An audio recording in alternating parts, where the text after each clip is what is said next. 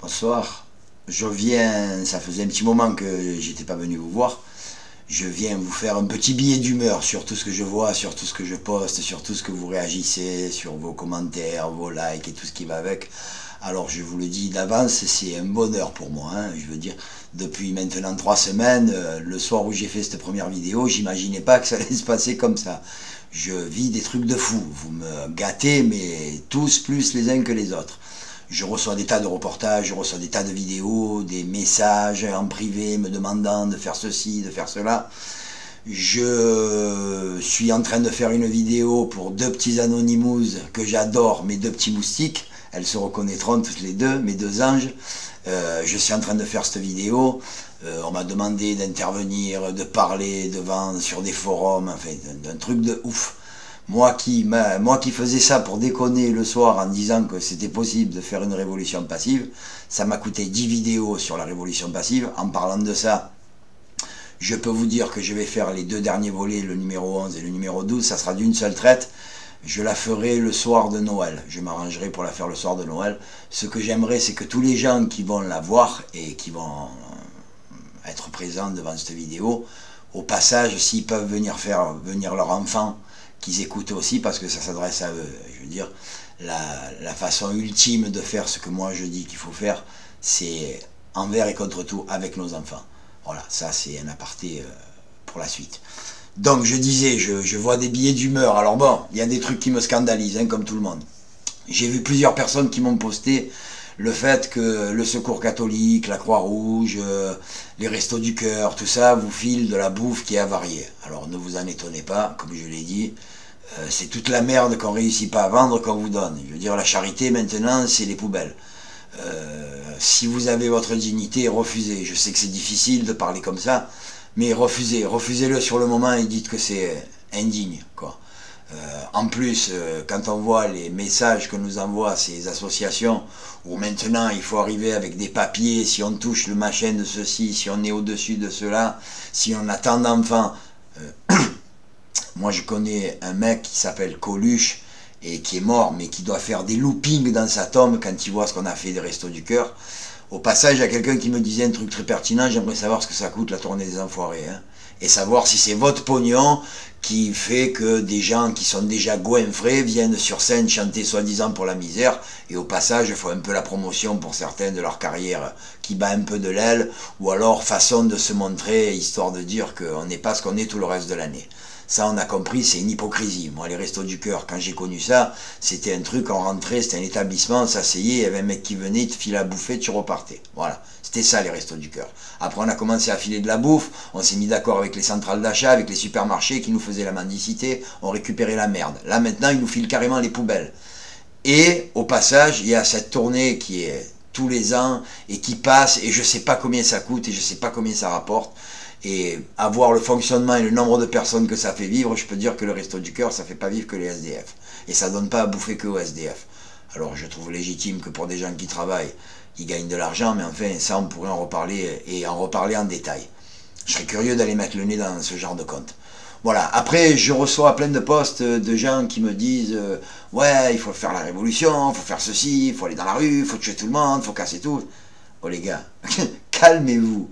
Calmez-vous, je vous dis, c'est pas la peine de vous énerver, on voit les effets de l'état d'urgence, je reçois des vidéos où on voit des témoignages, des pauvres agriculteurs qui sont allés manifester, qui se sont fait boucler chez eux, qui ont vu débarquer les CRS au milieu des champs.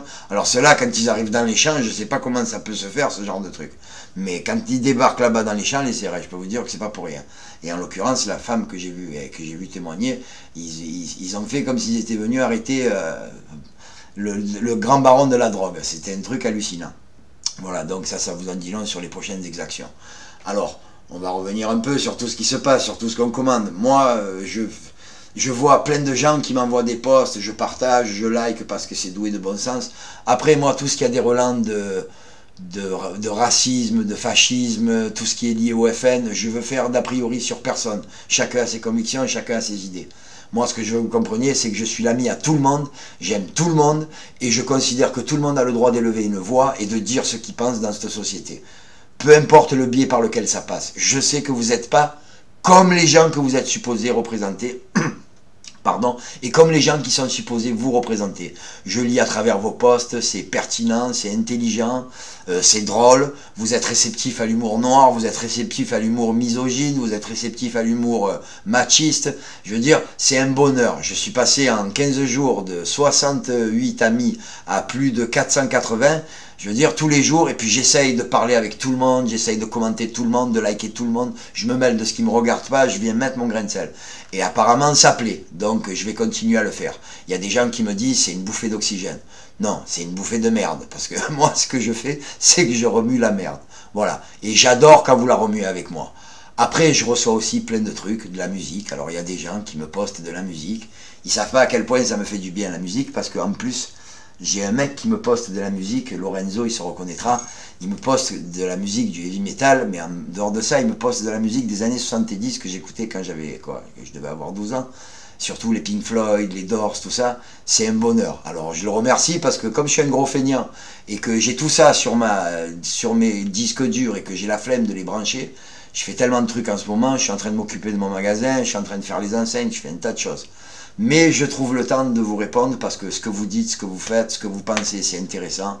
Moi, ça me plaît. Je trouve que Facebook, avec les gens que je rencontre là à l'heure actuelle par rapport à ce qui se passe, je peux pas dire que je suis en antagonisme avec qui que ce soit. Je peux pas dire que je me dispute avec qui que ce soit. Je rigole avec les meufs, je rigole avec les mecs. Quand ça se frite un peu, je viens mettre mon gros nez au milieu.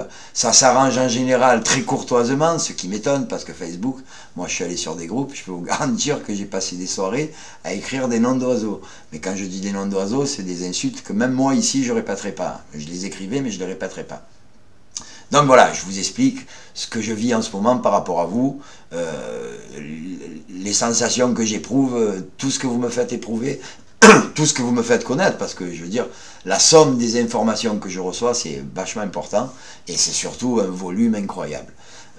Après, je ne vais pas remercier nominativement telle et telle personne, mais il y a des gens vraiment qui me suivent, qui me commentent, qui me partagent. Quand je demande de partager, ils partagent, leurs amis partagent.